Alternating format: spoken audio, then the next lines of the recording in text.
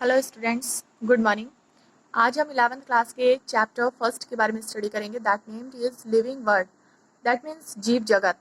तो जीव जगत को समझने से पहले हम बायोलॉजी की कुछ बेसिक टर्म्स को समझ लेते हैं। That means what is biology. तो बायोलॉजी क्या है, पहले हम इसको समझ लेते हैं।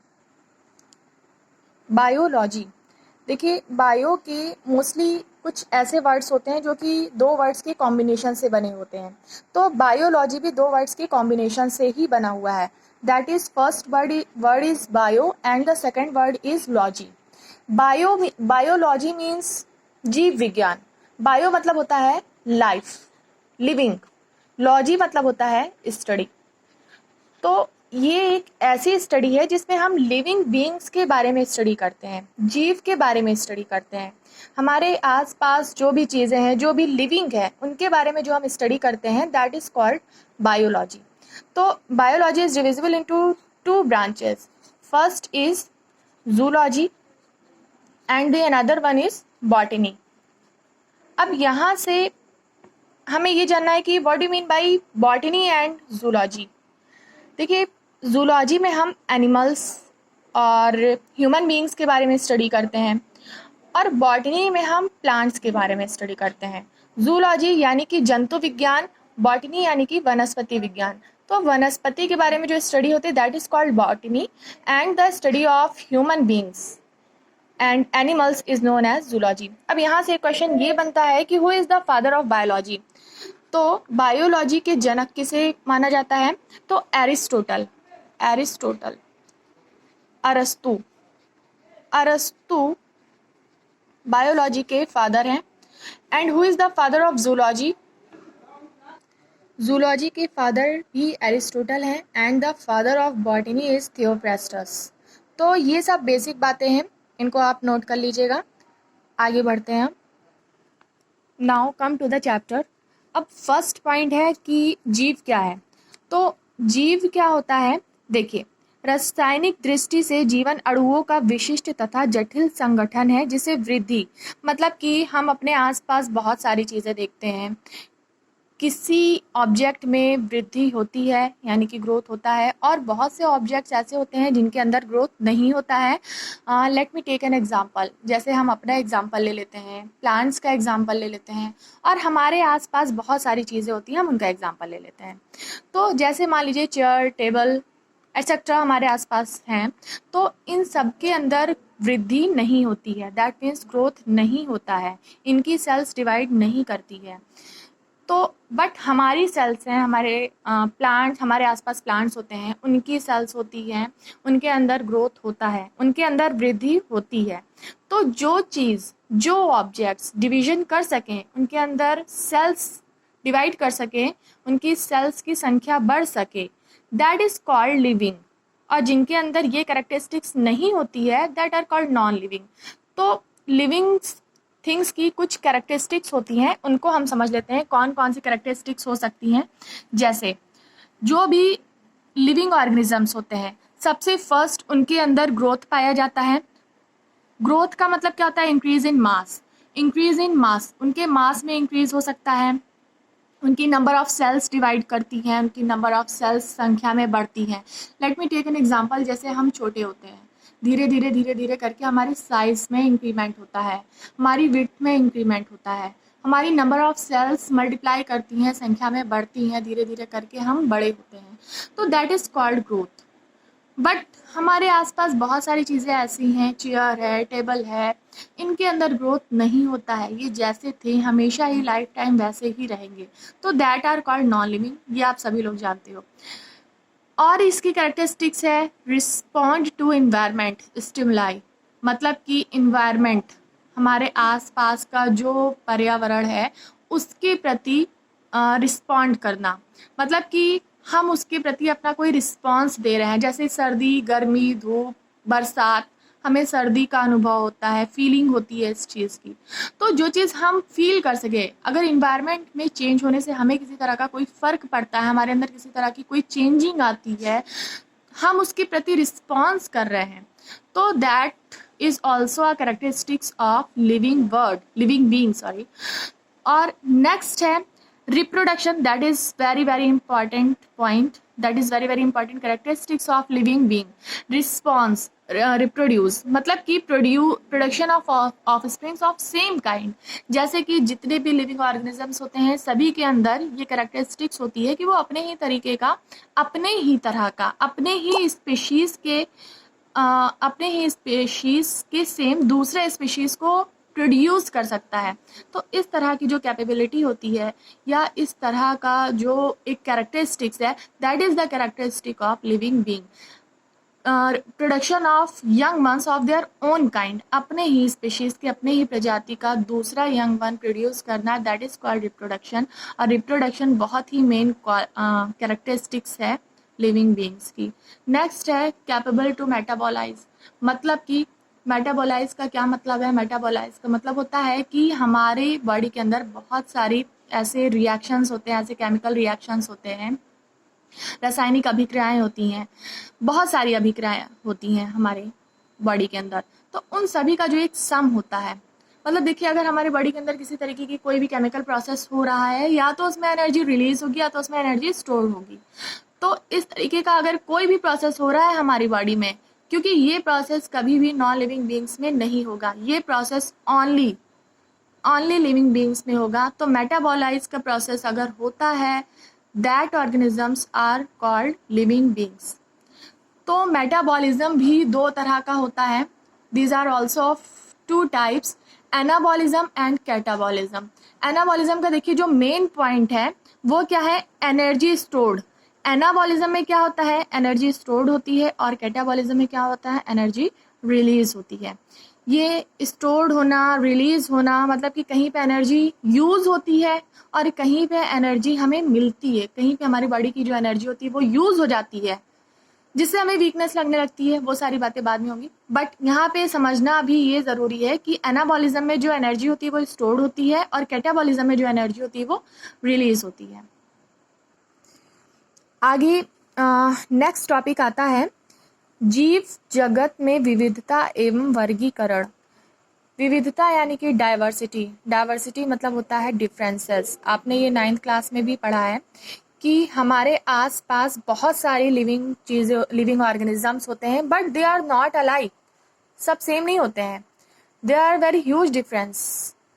उनके अंदर बहुत ज़्यादा डिफरेंस होता है, उनकी सेलुलर सेल्स में डिफरेंस होता है, उनके वे ऑफ रिस्पॉन्स में डिफरेंस होता है, उनके रहने में, खाने में, पीने में, और उनकी लोकेशन में चेंज होता है। बहुत से ऑर्गेनिजम्स एक्वेटिक होते हैं, वाटर में रहते हैं, बहुत से एनिमल्स एरियल होते हैं, हवा में उड़ते हैं, बहुत से लैंड में रहते हैं। तो these are types of differences. कुछ एनिमल्स हर्बीवोर्स होते हैं, कुछ एनिमल्स कार्निवोर्स होते हैं, कुछ एनिमल्स ओमनीवोर्स होते हैं। तो these are the kind of differences. तो इस तरीके से हम देख सकते हैं कि हमारे आसपास बहुत सारी डाइवर्सिटीज पाई जाती हैं, बहुत सारी विविधताएं पाई जाती हैं। तो ये तो हो गई डाइवर्सिटी की बात। आपने डाइवर्सिटी 9th क्लास में भी पढ़ा है पूरे चैप्टर्स में कि किस तरीके से एनिमल्स को अलग अलग क्लासिफिकेशंस में बांटा गया। अच्छा, यहाँ पे एक वर्ड आता है वर्गीकरण। वर्गीकरण मतलब होता है क्लासिफिकेशन। क्लासिफिकेशन का क्या मतलब होता है? जैसे आप हो, स्टूडेंट्स हो, आपके स्कूल में बहुत सारी क्लासेस हैं, क्लास नर्सरी टू 12th। तो अलग अलग क्लासेस में क्यों बांटा गया? अकॉर्डिंग टू योर एज, आपके एज के अकॉर्डिंग, आपके माइंड के अकॉर्डिंग, आपके मतलब बहुत सारी कैरेक्टरिस्टिक्स को देखते हुए आपको अलग अलग क्लास में डिवाइड कर दिया। जस्ट लाइक दैट एनिमल्स को भी हमने अलग अलग कैटेगरी में डिवाइड कर दिया है।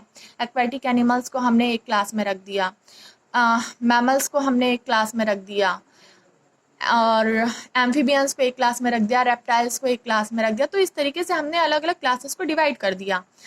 This is known as classification. इसी को हम वर्गीकरण बोलते हैं। देखिए हमारे चारों ओर विभिन्न प्रकार के जीवों की उपस्थिति को जैव विविधता यानी कि बायोडाइवर्सिटी बोलते हैं, बायोडाइवर्सिटी कहते हैं। तो ये तो हो गई बायोडाइवर्सिटी की बात। देखिए क्लासिफिकेशन क्या होता है।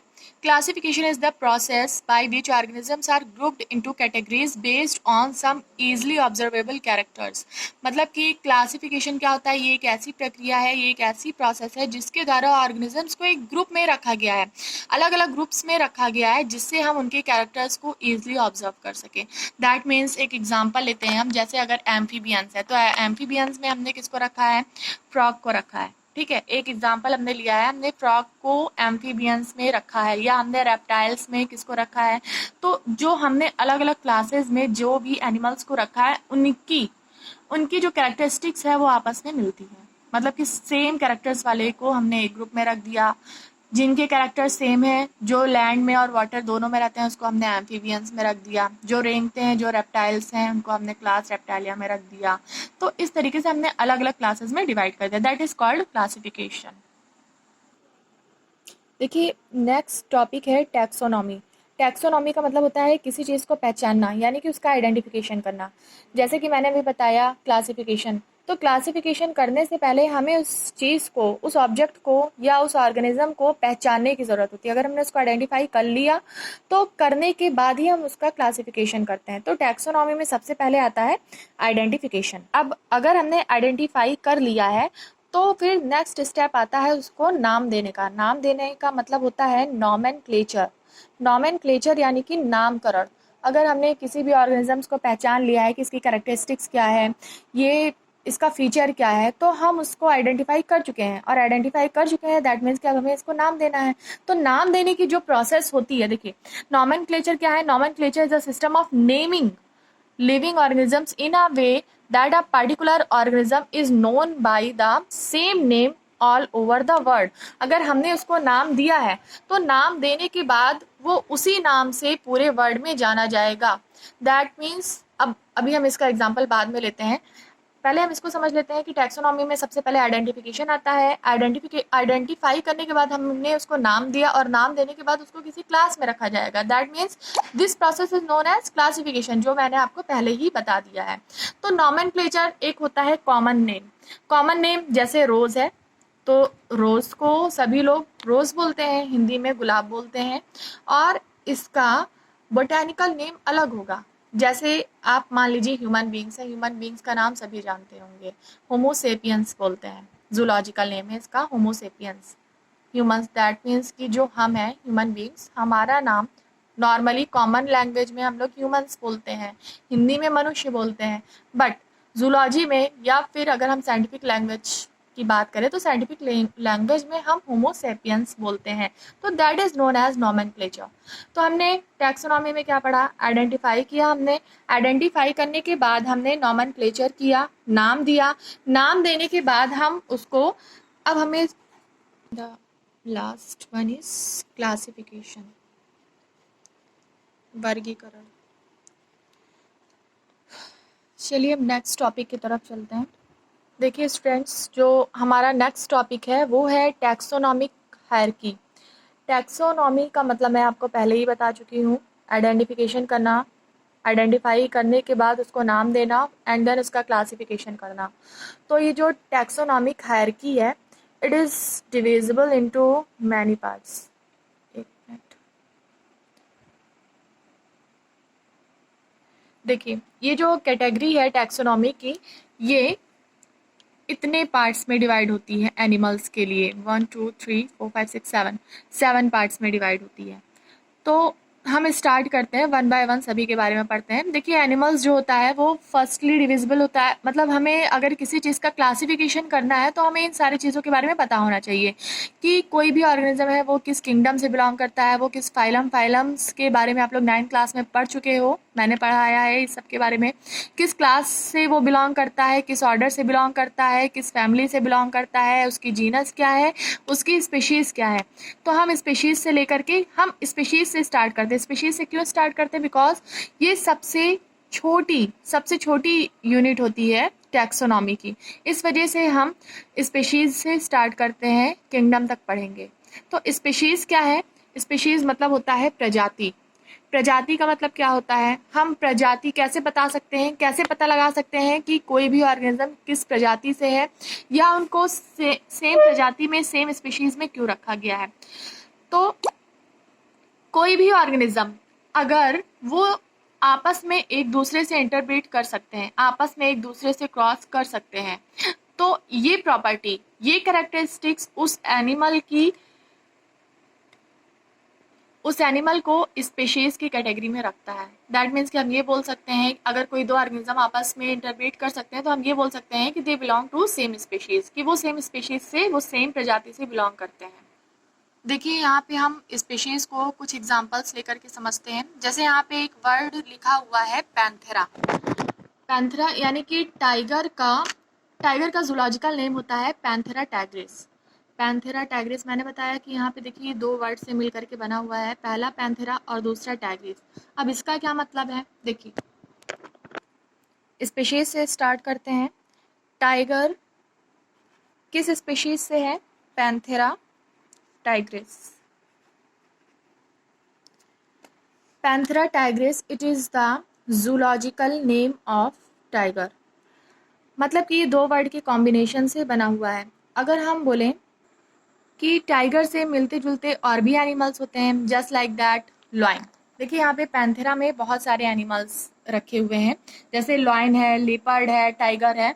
तो पैंथेरा क्या है, पैंथेरा मतलब कि एक स्पीशीज बताया हुआ है, उस स्पीशीज से मिलते जुलते बहुत सारे और ऑर्गेनिजम्स हो सकते हैं। बिकॉज जैसे कि यहाँ पे लॉयन है, लिपर्ड है, टाइगर है, they all belong to the cat family. ये सब कैट फैमिली से बिलोंग करते हैं। दैट मीन्स कि इनकी कहीं ना कहीं कैरेक्टरिस्टिक्स कुछ आपस में मिलती जुलती होंगी। इनकी कैरेक्टरिस्टिक्स मिलने की वजह से हम क्या कर सकते हैं कि कुछ ऐसे एनिमल्स को कंसिडर कर सकते हैं जिनकी क्वालिटीज़, जिनके कुछ कैरेक्टरिस्टिक्स आपस में मैच करते हों।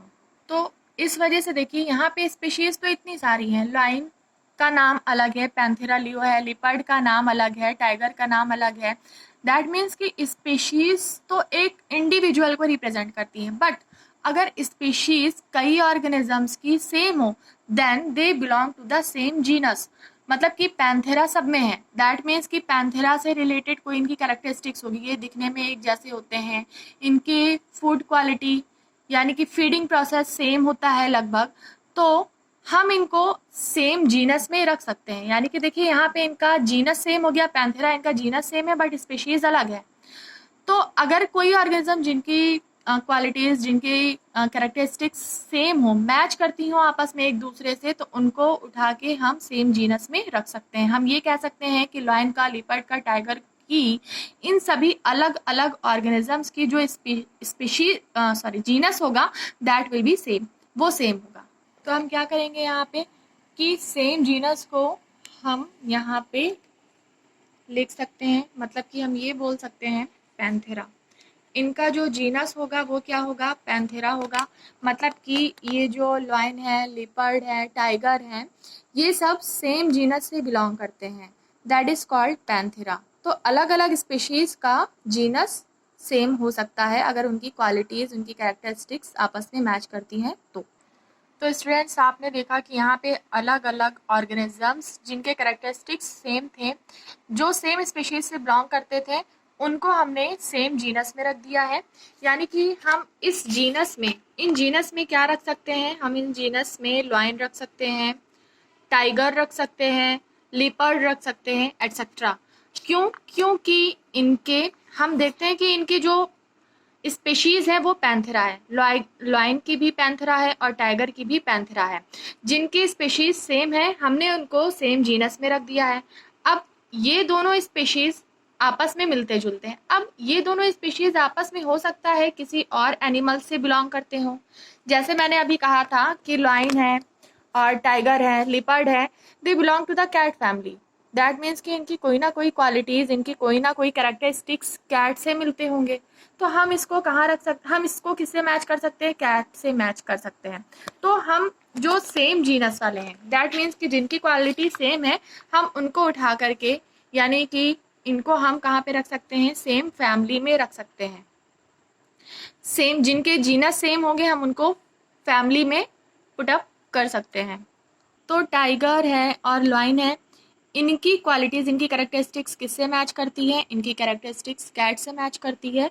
तो हम फैमिली में लॉयन रख सकते हैं, कैट रख सकते हैं, बिकॉज इन दोनों की, लॉयन की और कैट की, कहीं ना कहीं कैरेक्टरिस्टिक्स दिखने में और इनके फीडिंग बिहेवियर सेम हो सकते हैं, सेम होते हैं, तो इस वजह से हम इनको सेम फैमिली में रख सकते हैं। अच्छा, यहाँ पे कैट का जूलॉजिकल नेम क्या होगा? कैट का जूलॉजिकल नेम होगा फेलिस कैटस। टाइगर का मैंने आपको पहले ही बताया है, पैंथेरा टाइग्रिस, और लॉयन का होता है पैंथेरा लियो। चलिए आगे बढ़ते हैं। तो नेक्स्ट पॉइंट था हमारा, फैमिली के बाद था ऑर्डर। ऑर्डर में क्या होता है? सेम फैमिलीज वाले को हम ऑर्डर में पुट अप कर सकते हैं। जैसे मैंने यहाँ पे आपको बताया था कि फैमिली में लॉयन है, कैट है, ये सेम फैमिली से बिलोंग कर सकते हैं। अब कैट की तरह, लॉयन की तरह हम क्या कोई और एनिमल फाइंड कर सकते हैं? कैट की तरह और लॉयन की तरह, जैसे डॉग, डॉग हो गया, कैट हो गया, लॉयन हो गया, हम बोल सकते हैं कि हाँ, इनकी क्वालिटीज़, इनकी कैरेक्टरिस्टिक्स आपस में मैच करती है। क्यों मैच करती है? इनका एक बिहेवियर है, दे ऑल आर कार्निवोर्स, सब के सब, ये जितने भी एनिमल्स हैं, दीज आर कार्निवोर्स।